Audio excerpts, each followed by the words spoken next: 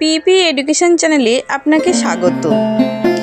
মহাভারতে ভীম ছিল দ্বিতীয় পাণ্ডব, যার ক্ষমতার খ্যাতি ছিল বিশ্বজুড়ে।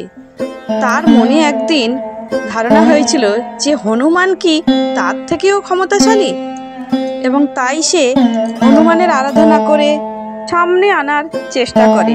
ভিডিওটি শুরু করার পূর্বে আমার একটাই অনুরোধ, আমার এই ক্ষুদ্র প্রয়াসকে মূল্য দিতে চ্যানেলটিকে সাবস্ক্রাইব করবেন, লাইক দেবেন। ভীম এই লাড্ডুর থালা নিয়ে হনুমানের প্রার্থনা করতে শুরু করেন।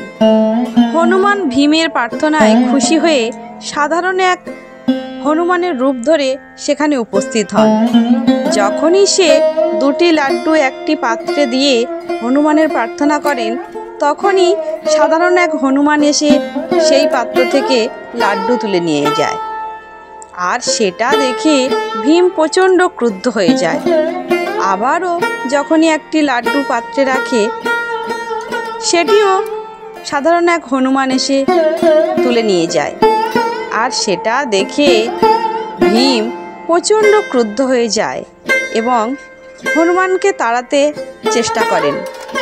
হনুমান ছুটে গিয়ে গাছের ডালে যখন উঠে যায় লাড্ডুটি নিয়ে, তখন আবারও সে আরও একটি লাড্ডু সেই থালার মধ্যে দিয়ে হনুমানের প্রার্থনা করেন। আর যখনই না প্রার্থনা করেন, হনুমান আবারও গাছের ডাল থেকে নেমে এসে সেই লাড্ডুটি তুলে নিয়ে যায়। এভাবেই চলতে থাকে। একদিকে ভীম বিরক্ত বোধ করে, আর অন্যদিকে হনুমান সাধারণ এক হনুমানের রূপ ধরে বেশ মজা করে লাড্ডু নিয়ে খেতে থাকে। শেষে এক সময় ভীম প্রচণ্ড বিরক্ত হয়ে যায়। দাদা হনুমানের নামে দেয়া লাড্ডু এই সাধারণ হনুমান কেন বারে বারে তুলে নিয়ে যাচ্ছে? এই হনুমানকে শায়েস্তা করতে হবে। এই ভেবে সে তার লেজটি খুব শক্ত করে এক হাতে ধরে টানতে থাকে তাকে তুলে আছাড় দেওয়ার জন্য, কিন্তু সে কিছুতেই পারে না। তারপর ভীম ভাবে, এ মনে হয় কোনো দৈত্য হনুমানের রূপ ধরে তার সামনে উপস্থিত। তারপর সে দু হাতে তার সমস্ত শক্তি প্রয়োগ করে দু হাতে লেজ ধরে টানতে থাকে, কিন্তু হয় সে কিছুতেই তার লেজ ধরে টেনে তুলতে পারে না ও আছাড় দিতেও পারে না। এখন কি করা যায়, সে এই কথা ভাবতে থাকে। আর হনুমান দিব্যি একটি করে লাড্ডু তুলে খেতে থাকে আর লেজটি নাড়তে থাকে, কিন্তু ভীম কিছুতেই যখন পেরে উঠছে না, তখন সে ভাবে, আরে দাঁড়াও, তোমাকে আমার গদার আঘাতে আমি জব্দ করব। এই ভেবে যখন সে গদাটি তুলে নিয়ে হনুমানের উপর আঘাত করতে যায়, হঠাৎ তার গদাটি ভেঙে চুরমার হয়ে যায়।